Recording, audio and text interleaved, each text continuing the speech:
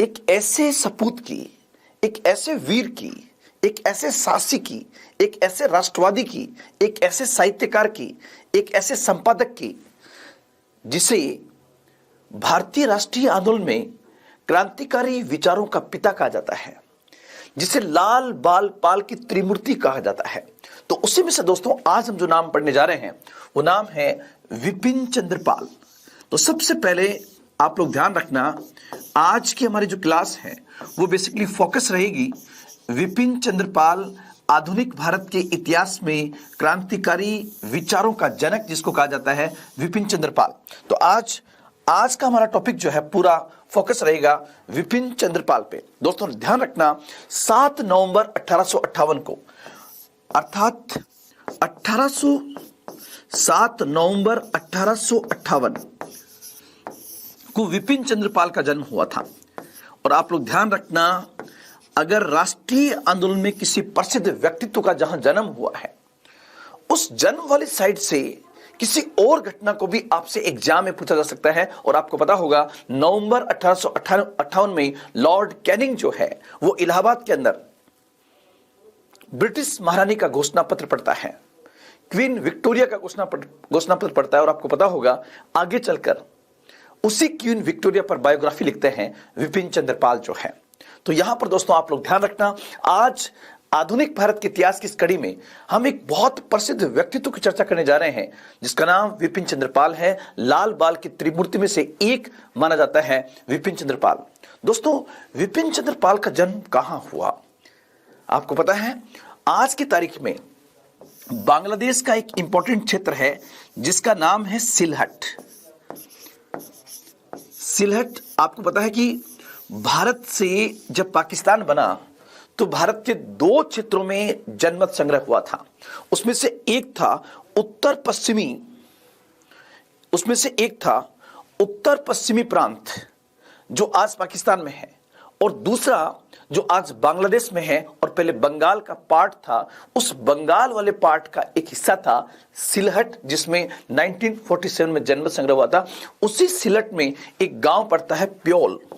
उस प्योल नामक गांव के अंदर इनका जन्म हुआ था। तो ये पॉइंट आपको ध्यान रखना है। सबसे पहले बेसिक पॉइंट से आपने ध्यान रखना, प्योल नाम का एक गांव था, उस प्योल नामक गांव के अंदर विपिन चंद्र पाल का जन्म हुआ था। और सिलहट वर्तमान में, उस जमाने में जो है ये बंगाल का पार्ट था और वर्तमान में ये पार्ट बांग्लादेश के अंदर है। तो आप लोग ध्यान रखना, इनका जन्म जो है वो बेसिकली विपिन चंद्र पाल का जन्म 7 नवंबर 1858 को उस समय हुआ जहां एक ओर भारत मां के एक सपूत का जन्म हो रहा है, दूसरी ओर 1857 के विद्रोह के बाद लॉर्ड कैनिंग जो है ब्रिटिश महारानी का घोषणा पत्र इलाहाबाद के अंदर पढ़ रहा है। और 1858 से जब सविनय अवज्ञा आंदोलन चल रहा होगा, 1932 के अंदर इनका निधन हो जाता है। सबसे पहले नमन उन माता पिता को जिन्होंने ऐसे वीर को जन्म दिया। विपिन चंद्र पाल के माता और पिता का नाम था रामचंद्र पाल।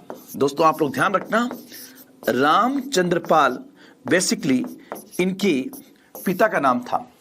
और वैसे सामान्य परिवार से थे, ये एक सामान्य परिवार से थे रामचंद्र पाल, और इनकी मां का नाम था नारायणी देवी। तो यहां पर ये दोनों नाम भी आप लोग ध्यान रखना, नारायणी देवी। अब एक चीज और देखिए, आप अगर आपसे पूछे कि भारत में सामाजिक एवं धार्मिक सुधार आंदोलन का जनक किसको माना जाता है, भारतीय पुनर्जागरण का जनक किसको माना जाता है, तो उत्तर होगा राजा राम मोहन राय। और राजा राम मोहन राय के द्वारा ब्रह्म समाज को स्थापित किया गया था। और ब्रह्म समाज में राजा राम की मौत के बाद 2 लोगों ने ब्रह्म समाज को संभाला था। एक नाम आता है देवेंद्रनाथ टैगोर का और दूसरा नाम आता है केशव चंद्र सेन का।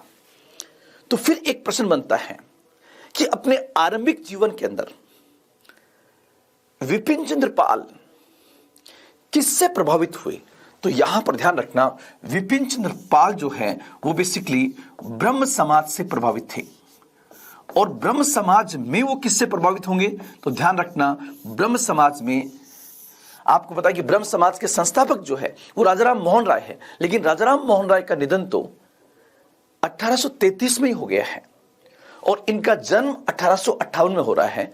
उस समय ब्रह्म समाज का अगर भारतीय स्तर पर कोई नेता था, कोई व्यक्ति था, कोई सुधारक था, तो उसका नाम था केशव चंद्र सेन। तो ध्यान रखना, वो ब्रह्म समाज में केशव चंद्र सेन से प्रभावित थे और इसी कारण से उन्होंने सनातन धर्म को छोड़ करके वो बेसिकली ब्रह्म समाजी बन जाते हैं और वो केशव चंद्र सेन से अत्यंत प्रभावित होते हैं। और दोस्तों ध्यान रखना, आगे चलकर विपिन चंद्र पाल जो है वो मध्य अमेरिका और यूरोप में जाकर के ब्रह्म समाज का प्रचार प्रसार करते हैं। ये एक मैंने आपको आरंभिक चीज यहां पर बताने का प्रयास किया। लेकिन जब लाल बाल पाल की बारी आती है तो लाल बाल पाल जो है वो बेसिकली भारत में जाने जाते हैं राष्ट्रवाद के उद्भव के लिए। उग्रवादी राष्ट्रवाद को पैदा करने में इनकी बहुत बड़ी भूमिका मानी जाती है। तो फिर एक प्रश्न उठेगा कि जिस विपिन चंद्र पाल की हम बात कर रहे हैं, वो विपिन चंद्र पाल जो है वो बेसिकली किससे प्रभावित होकर के राष्ट्रवाद की ओर जाते हैं? ये क्वेश्चन पूछा जा सकता है आपके फर्स्ट ग्रेड के अंदर। तो आप लोग ध्यान रखना, यहां पर एग्जाम के पॉइंट ऑफ से आपसे प्रश्न ये पूछे कि विपिन चंद्र पाल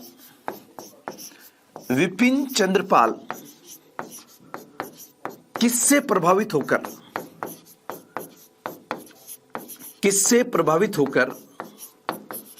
राष्ट्रवाद की ओर उन्मुख होते हैं? तो यहां पर आप लोग ध्यान रखना, दो बड़े राष्ट्रवादी हुए हैं जिनको विपिन चंद्र पाल भारत के आरंभिक राष्ट्रवादी भी मानते हैं। उन दोनों का नाम आपको याद करना होगा। उसमें से एक नाम है राजनारायण बसु। ध्यान रखना, पहला नाम होगा राजनारायण बसु और दूसरा नाम तो अभी तक एग्जाम में पूछा ही नहीं गया है, नव गोपाल मित्र। तो ध्यान रखना, दूसरा नाम जो होगा वो बेसिकली था नव गोपाल मित्र। तो यहां पर ये पॉइंट आपसे एग्जाम में पूछा जा सकता है कि विपिन चंद्र पाल किससे प्रभावित होकर राष्ट्रवाद की ओर जाते हैं, या विपिन चंद्र पाल भारत में किसे आरंभिक राष्ट्रवाद के प्रवर्तक मानते हैं। तो उसमें आपका उत्तर होगा राजनारायण बसु और नव गोपाल मित्र। और ध्यान रखना, ये दोनों भी कई हिंदू उत्सव मनाते थे जिनके माध्यम से उत्सव और मेले जिनके माध्यम से इन्होंने राष्ट्रवाद को पैदा करने का प्रयास किया। इसलिए अभी तक आपके एग्जाम में यह क्वेश्चन नहीं पूछा गया है, हम जिन्हें राष्ट्रवाद का सबसे बड़ा प्रवर्तक मानते हैं वो किसको मानते हैं? तो यहां पर आपका उत्तर होगा राजनारायण बसु और नवगोपाल मित्र को। साथ ही साथ दोस्तों, आपको पता होगा आधुनिक भारत के इतिहास में जिस कविता को पढ़ करके, जिस राष्ट्रीय गीत को पढ़ करके राष्ट्रवाद जाग जाता है, उसका नाम है वंदे मातरम। और ध्यान रखना आप लोग, विपिन चंद्र पाल जो है वो बेसिकली बंकिम चंद्र चटर्जी से भी बहुत अधिक प्रभावित थे। बंकिम चंद्र चटर्जी से भी प्रभावित हैं और बंकिम चंद्र चटर्जी से प्रभावित होकर के और वो उनके साथ जुड़ते हैं और उनकी जो प्रमुख पत्रिका चलती थी बंग दर्शन, उस बंग दर्शन के साथ में भी उनका जुड़ाव था। किसका? विपिन चंद्र पाल का। तो आप देख सकते हो विपिन चंद्र पाल को उनके आरंभिक जीवन में ऐसे लोगों से उनका साक्षात्कार हुआ जो राष्ट्रवाद के प्रवर्तक माने जाते हैं। उसमें 3 नाम मैंने आपको बोल दिए हैं, जिसमें सबसे पहले राजनारायण बसु और नवगोपाल मित्र, और उसके बाद आपसे कहे कि बंग दर्शन जो बंकिम चंद्र चट्टोपाध्याय से संबंधित थी, उससे भी विपिन चंद्र पाल जुड़े हुए थे। उसके बाद हम आगे इसको स्टार्ट करें तो आप लोग ध्यान रखना कि हमारा जो भारतीय राष्ट्रीय आंदोलन है, भारतीय राष्ट्रीय आंदोलन, उस भारतीय राष्ट्रीय आंदोलन के टोटल 3 अहिंसात्मक चरण माने जाते हैं। उसमें से पहला फेज जो है उसको हम कहते हैं उदारवादी चरण। उदारवादी चरण, और ये फेज 1885 से 1905 तक का जो फेज है, इसे बेसिकली मॉडरेट फेज के नाम से जानते हैं, जबकि दूसरा फेज जो है उसको हम कहते हैं उग्रवादी राष्ट्रवादी, एक्सट्रीमिस्ट नेशनलिस्ट, उग्रवादी राष्ट्रवादी। ये फेज जो है ये माना जाता है आपका 1905 से 1919 तक, 1905 से 1919 तक जो है ये एक्सट्रीमिस्ट फेज माना जाता है। और तीसरा फेज आप देखोगे तो आपका होगा गांधीवादी चरण, गांधीवादी चरण। और इन तीनों चरणों को हम किसके साथ जोड़ने का प्रयास करेंगे, तो आप लोग ध्यान रखना, विपिन चंद्र पाल के साथ जोड़ने का प्रयास हम यहां पर करेंगे। सबसे पहले मैंने कहा कि भारतीय राष्ट्रीय आंदोलन के 3 अहिंसात्मक फेज हैं। उस 3 अहिंसात्मक फेज में जो पहला फेज है जिसको हम कहते हैं उदारवादी राष्ट्रवादी, जिसमें नाम आता है फिरोज शाह मेहता, दादाभाई नौरोजी का, दिनसा वाचा गोपाल कृष्ण गोखले का, इनका समय था। और आप लोग ध्यान रखना, जो उदारवादी थे ये बेसिकली इन्हें ब्रिटिश शासन में बहुत अधिक विश्वास था। और जिस समय उदारवादी भारतीय राष्ट्रीय आंदोलन को आगे चला रहे हैं, उसी समय एक और त्रिमूर्ति है जो इनके समय में है लेकिन उसको काम करने का मौका नहीं मिल रहा है। उसी तिकड़ी को इतिहास में आप लोग ध्यान रखना, लाल, बाल और पाल के नाम से जानते हैं, लाल, बाल और पाल। इसलिए आप देखोगे आपसे प्रश्न यह भी पूछा जा सकता है कि विपिन चंद्र पाल भारतीय राष्ट्रीय आंदोलन की किस धारा से संबंधित थे, तो आपका उत्तर होगा उग्रवादी राष्ट्रवादी धारा से वो समर्थक थे। फिर आपका क्वेश्चन आएगा कि विपिन चंद्र पाल ने उदारवादियों की विचारधारा को क्या कहा, तो ध्यान रखना, इनकी काम करने की प्रवृत्ति को इन्होंने भिक्षावर्ती की संज्ञा दी कि इससे अच्छा तो आप भीख मांग लीजिए। ऐसा उन्होंने क्यों किया? क्योंकि उदारवादियों को ब्रिटिश शासन में विश्वास था, ब्रिटिश न्यायप्रियता में विश्वास था, लेकिन लाल बाल की तिकड़ी में से विपिन चंद्र पाल को ब्रिटिश शासन में बिल्कुल विश्वास नहीं था। और आप लोग ध्यान रखना कि वो कौन सी घटना थी जिस घटना ने विपिन चंद्र पाल जैसे व्यक्तित्व को भारतीय राष्ट्रीय आंदोलन में स्टैब्लिश कर दिया, तो होगा बंगाल का विभाजन। घटना होगी बंगाल का विभाजन, क्योंकि बंगाल विभाजन की वो घटना जो है वो बेसिकली उदारवादियों को राष्ट्रीय रंगमंच से उतार देती है और उग्रवादी राष्ट्रवादियों को इंडियन प्लेटफॉर्म को प्रदान कर देती है। तो यहां पर आप लोग ध्यान रखना, वो प्रसिद्ध घटना जिसने विपिन चंद्र पाल जैसे व्यक्ति को भारतीय राष्ट्रीय आंदोलन में खड़ा कर दिया, तो नाम होगा बंगाल का विभाजन, the partition of Bengal, the partition of Bengal. तो यहां पर ये पॉइंट आप लोग ध्यान रखेंगे। और इसके साथ साथ दोस्तों मैं आपको बताना चाहूंगा, एक पॉइंट हो सकता है कि मेरे दिमाग से निकल जाए, वो पॉइंट है विपिन चंद्र पाल जो है वो बेसिकली इन उदारवादियों की भी आलोचना करते थे। और साथ साथ आपसे पूछे कि गांधी के प्रथम आलोचक कौन माने जाते हैं, तो आप लोग ध्यान रखना, गांधी के प्रथम आलोचकों में नाम आता है विपिन चंद्र पाल का। विपिन चंद्र पाल जो है वो गांधी की शैली से भी प्रभावित नहीं थे। यहां पर मैं कहना चाहूंगा, विपिन चंद्र पाल जिनका जन्म 1858 में हुआ, जिनकी डेथ जो है 1932 में हुई, उन्होंने 1857 के विद्रोह के बाद का चरण भी देखा था, उन्होंने उदारवादी चरण को भी देखा, उनके खुद के चरण को उग्रवादी राष्ट्रवादी फेज कहते हैं, और उन्होंने सविनय अवज्ञा आंदोलन तक का गांधीवादी फेज भी देखा था। लेकिन वो गांधीवाद की भी आलोचना करते हैं और उग्रवादी राष्ट्रवाद की भी आलोचना करते हैं। तो ये बिंदु आपको ध्यान रखना। और जिस प्रकार से बंगाल विभाजन के अंदर इन्होंने फूट डालो और राज करो की नीति को समझ लिया कि किस प्रकार अंग्रेज भारतीय राष्ट्रवाद को कुचलना चाहते हैं, और इस क्रम में लाल, बाल, पाल ने मिलकर के जो आंदोलन चलाया, उसी आंदोलन को स्वदेशी आंदोलन के नाम से जानते हैं, जिसको हम बहिष्कार आंदोलन भी कहते हैं। उसमें भी इनकी बहुत बड़ी भूमिका थी। तो अब यहां से अगर इंडिविजुअल हम क्वेश्चन देखें कि विपिन चंद्र पाल 1858 से 1932 से आपकी एग्जामिनेशन पॉइंट से, एग्जाम की दृष्टि से कौन से प्रमुख प्रश्न बन सकते हैं विपिन चंद्र पाल से, तो उसको मैं बताने का प्रयास करूंगा। सबसे पहले विपिन चंद्र पाल की प्रमुख पत्रिकाएं कौन सी थी? अगर आपसे ये क्वेश्चन पूछे कि विपिन चंद्र पाल की प्रमुख पत्रिकाएं कौन सी थी, और अगर आपको केवल एक पत्रिका याद करके जानी हो, तो दोस्तों आप न्यू इंडिया का जरूर ध्यान रखना। न्यू इंडिया उनकी साप्ताहिक पत्रिका थी जो बेसिकली इंग्लिश में चलती थी, जो अंग्रेजी भाषा में चलती थी, उसका नाम था न्यू इंडिया। और आप कंफ्यूज मत होना, आपको पता होगा मैडम एनी बेसेंट भी होम रूल लीग आंदोलन के दौरान 2 पत्रिकाएं चलाती हैं, उसमें से एक थी न्यू इंडिया और दूसरी थी Commonwealth.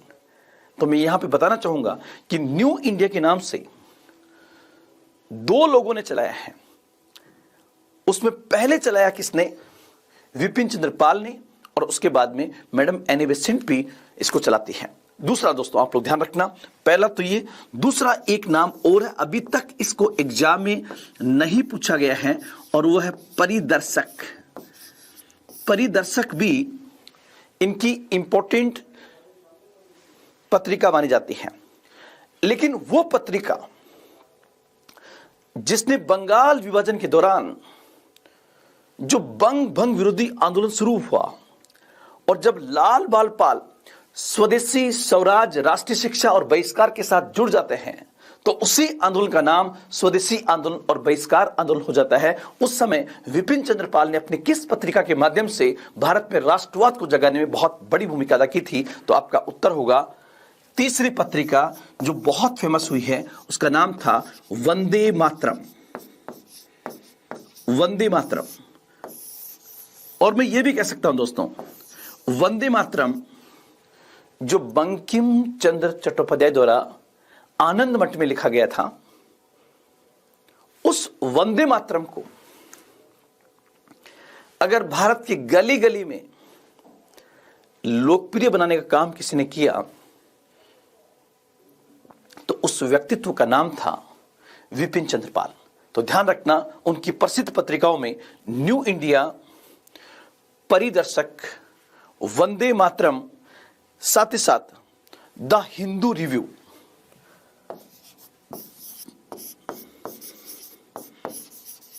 The Hindu review ji, ये भी उनकी एक इंपॉर्टेंट पत्रिका यहां पर थी।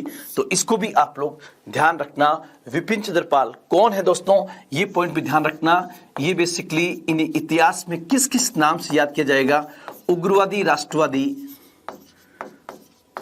एवं भारत में क्रांतिकारी विचारों के जनक माने जाते हैं। क्रांतिकारी विचारों के जनक। लेकिन ध्यान रखना, अगर आपसे क्वेश्चन ये पूछे कि भारत में क्रांतिकारी राष्ट्रवाद का जनक किसे कहते हैं, तो क्रांतिकारी राष्ट्रवाद का जनक जो है, आप लोग बताइए कौन थे? फड़के, वासुदेव बलवंत फड़के जो है, वो बेसिकली भारत में क्रांतिकारी राष्ट्रवाद के पिता माने जाते हैं। लेकिन भारत में क्रांतिकारी विचारों के जनक कौन माने जाते हैं, तो आप लोग ध्यान रखना, उसमें जो नाम आएगा वो विपिन चंद्र पाल का होगा। एक आप लोग ध्यान रखना, Bengal public opinion, Bengal public opinion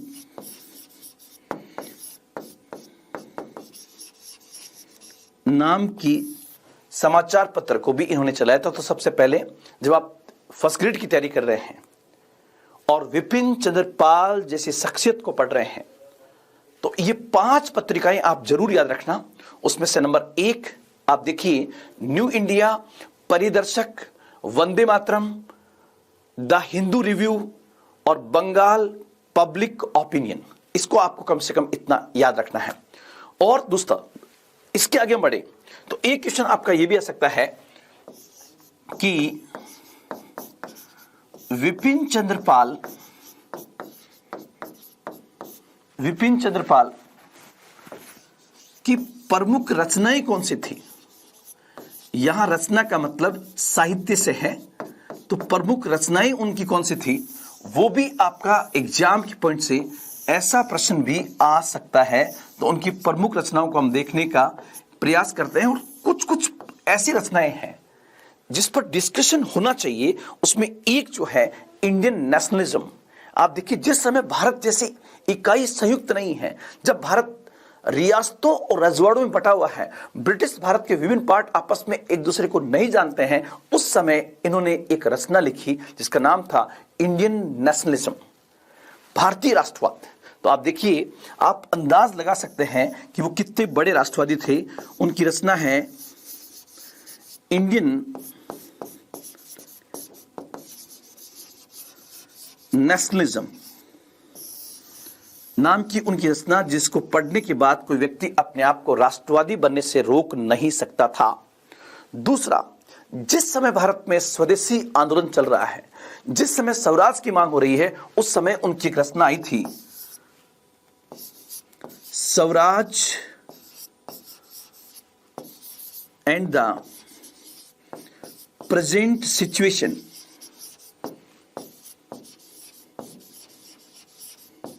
present situation, यहां से दोस्तों आप लोग ध्यान होगा आपको, एक प्रश्न बनता है कि भारतीय राष्ट्रीय आंदोलन में कांग्रेस के किस अधिवेशन में सबसे पहले स्वराज की घोषणा की जाती है?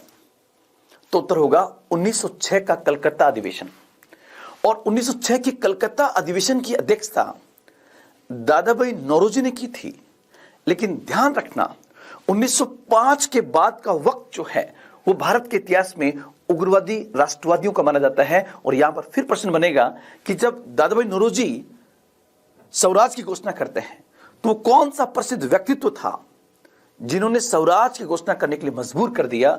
तो ध्यान रखना, अधिवेशन बंगाल में था और विपिन चंद्र पाल ने अपने विचारों के माध्यम से दादा भाई नौरोजी जैसे व्यक्तित्व को मजबूर कर दिया कि आप ब्रिटिश सत्ता के खिलाफ बोलिए कि अब हमारा ऑब्जेक्ट जो है वो स्वराज की प्राप्ति करना है। और उसी समय उन्होंने एक रचना लिखी जिसका नाम था Swaraj and the present situation. ये भी बहुत इंपॉर्टेंट किताब है। साथ ही साथ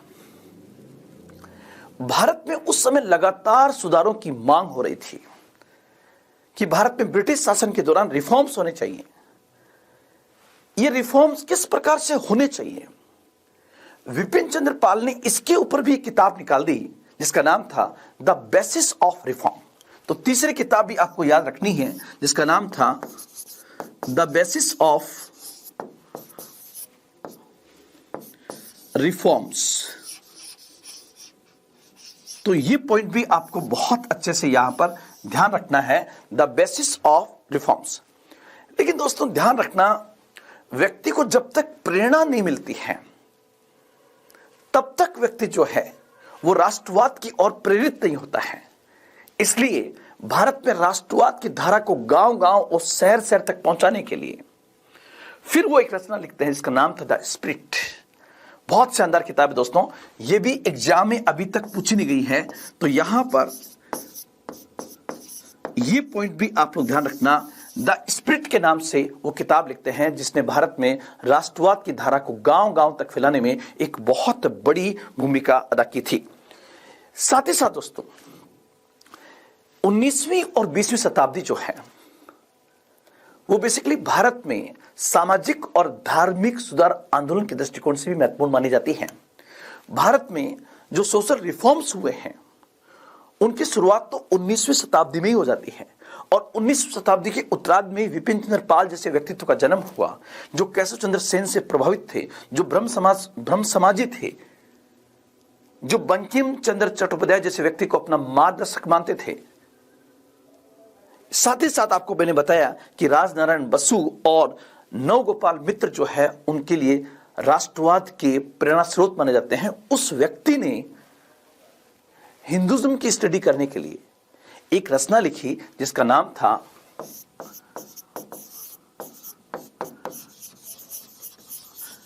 studies in Hinduism. Studies in Hinduism के नाम से वो किताब लिखते हैं जो काफी चर्चित होती है। और आपको पता होगा कि ब्रिटिश महारानी 1857 के विद्रोह के बाद भी 1857 के विद्रोह के समय भारत में ब्रिटेन के अंदर ब्रिटिश क्वीन जो है विक्टोरिया थी, और विक्टोरिया लंबे समय तक रहती है। क्वीन विक्टोरिया के नाम से वो एक बायोग्राफी लिखते हैं, क्वीन विक्टोरिया, और इसके माध्यम से वो ब्रिटिश शासन की आलोचना करने से नहीं रुकते। तो ये भी एक पॉइंट आप लोग यहां पर स्पेशली याद रखेंगे, जो उनकी इंपॉर्टेंट बुक्स यहां पर थी। अगर आपसे क्वेश्चन ये पूछे कि वह कौन सा कांग्रेस का अधिवेशन था जिस अधिवेशन के अंदर विपिन चंद्र पाल जो है भारतीय शस्त्र अधिनियम, जो बेसिकली लॉर्ड लिटन लेके आया था, और उसके माध्यम से भारतीयों पर कई प्रकार के प्रतिबंध लगा दिए गए थे, उसको निरस्त करने की मांग किस व्यक्ति ने की और उसने किस अधिवेशन में इसका प्रपोजल रखा, तो आप लोग ध्यान रखना। फिर एक नाम आएगा और नाम होगा विपिन चंद्र पाल। आप लोग ध्यान रखना, विपिन चंद्र पाल जो है उन्होंने कांग्रेस का एक अधिवेशन मद्रास में हुआ था, कांग्रेस का अधिवेशन मद्रास में जो हुआ था, और मद्रास अधिवेशन 1887 की बात है, 1887 मद्रास अधिवेशन। अगर ये मैं क्वेश्चन आपसे पूछूं कि 1887 के या 1885 में कांग्रेस की अध्यक्षता किसने की है, बोलिए आप। WC बनर्जी, व्योमेश चंद्र बनर्जी। वो बनर्जी पहले बंगाली है, पहले ब्राह्मण, हालांकि वो बाद में ईसाई धर्म में कन्वर्ट हो जाते हैं, लेकिन बहुत बड़े राष्ट्रवादी थे WC बनर्जी 1885। उसके बाद आप देखोगे 1886 कलकत्ता अधिवेशन, और उसकी अध्यक्षता की थी दादा भाई नौरोजी ने, जो पहले पारसी थे। लेकिन कांग्रेस का जो मद्रास अधिवेशन था वो हम इसलिए याद करते हैं कि पहला मुस्लिम जो कांग्रेस का अध्यक्ष बना तो नाम होगा बदरुद्दीन तैयब। और ध्यान रखना, यहां पर फिर एक एग्जाम के पॉइंट से ये क्वेश्चन बन सकता है।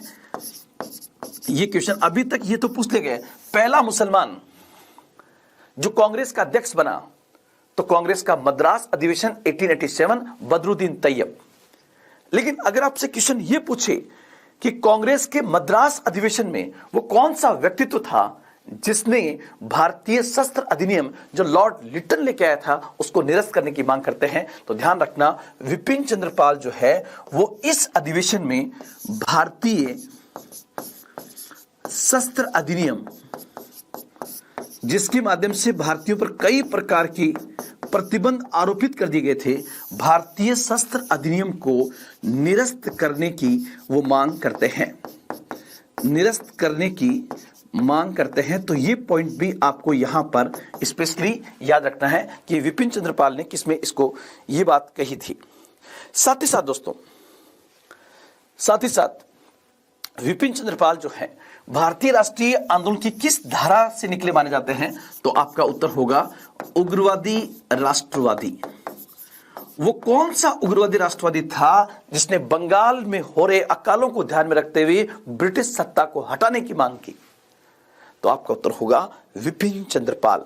उन्हें राष्ट्रीय भावना की प्रेरणा कहां से मिली, तो राजनारायण बसु, नवगोपाल मित्र और उनके जो मेले थे हिंदू मेले, उनको वहां से प्रेरणा प्राप्त होती है। तो ये पॉइंट्स आपको इतने यहां पर याद रखते हैं। ध्यान रखना दोस्तों, आप अगर सामाजिक सुधार से बात करेंगे तो विपिन चंद्र पाल जो है वो विधवा पुनर्विवाह के बहुत बड़े समर्थक माने जाते हैं। और आपको पता है भारत में 1856 में विधवा पुनर्विवाह अधिनियम पास हो गया था।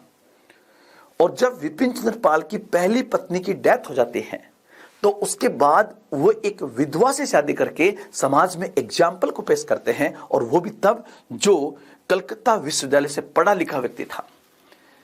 He was a highly scholar person, बहुत बड़े विद्वान थे विपिन चंद्र पाल, जिन्होंने भारतीय राष्ट्रीय आंदोलन में एक नया उत्साह पैदा कर दिया था अपनी पत्रिकाओं के माध्यम से, अपने विचारों के माध्यम से, अपनी रचनाओं के माध्यम से और अपनी कार्यप्रणाली के माध्यम से। आपसे क्वेश्चन ये पूछे कि विपिन चंद्र पाल जो है, विपिन चंद्र पाल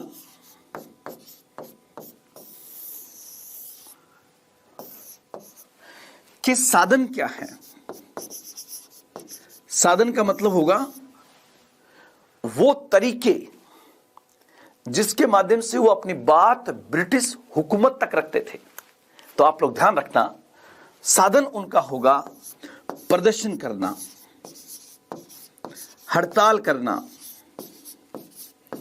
अनशन करना।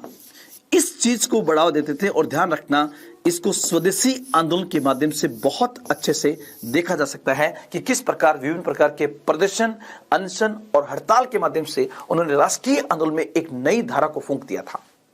जबकि इससे पहले जो उदारवादी हैं वो प्रार्थना पत्र, स्मरण पत्र, प्रतिनिधि मंडल आदि के माध्यम से अपनी बातों को ब्रिटिश शासन के सामने रखते थे। लेकिन इन्होंने कहा कि प्रार्थना पत्र और स्मरण पत्र और इनसे मिलने जाना भीख मांगने के समान है।